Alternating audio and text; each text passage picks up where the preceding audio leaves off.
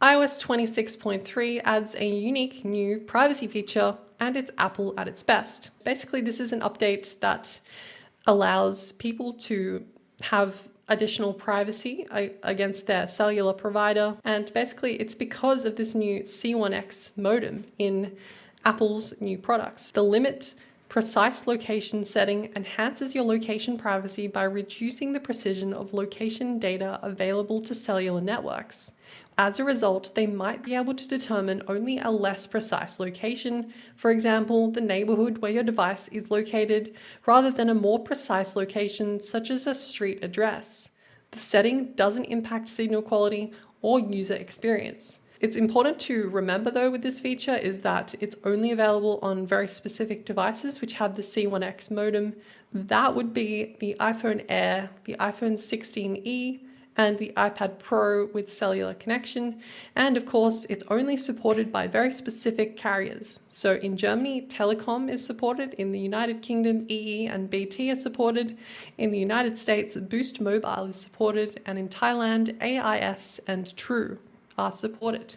I think this is definitely a positive, especially because now with 5G connections, it enables much closer tracking of your location. I think this is definitely a step in the right direction that I think we should see other companies also following suit. Reducing the amount of data points that your carrier has is definitely a benefit. To me, this reminds me a lot of how in modern smartphone OSs, Android, iOS, you can tell an app if you want it to have precise location or coarse location. I guess I'm curious to see what exactly this defends against. My money says probably things like geofence warrants and stuff like that. And the thing I'm excited about is that in my experience, phones are always an arms race, right?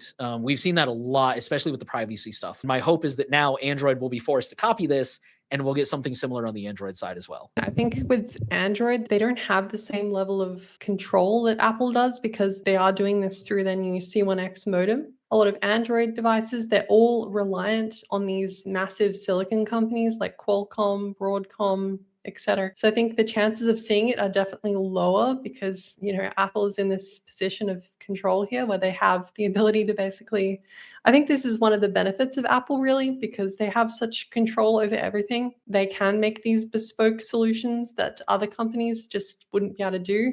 Let's talk about, this will be pretty quick, but the iOS 26.4 beta, the first version, has already been released. The first one we'll go ahead and talk about is end-to-end encryption for RCS. RCS is the new standard that's supposed to be replacing SMS, and it brings a lot of really fun little features, all the same stuff you enjoy with iMessage, really. It's just all around a better user experience. But one of the cool things it brings with it is the ability to have end-to-end encrypted messages. The drawback is that this still has to be enabled by the carrier as well. I don't know if there's enough incentive for them to. I don't know how much they're going to care. I hope they will. And then the other thing that's really cool is Apple has this thing called stolen device protection, which is supposed to protect your phone if it gets stolen, if it gets like snatched out of your hand or something.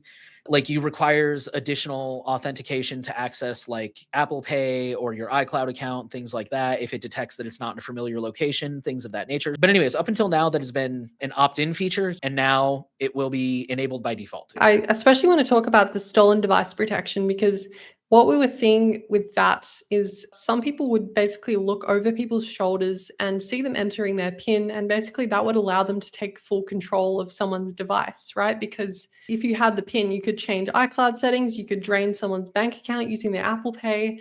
The stolen device protection on Google devices is different to Apple's implementation. The stolen device protection on Android devices actually uses like proximity sensors and stuff like that to basically identify if someone is running away with your phone, and then it will lock the phone automatically.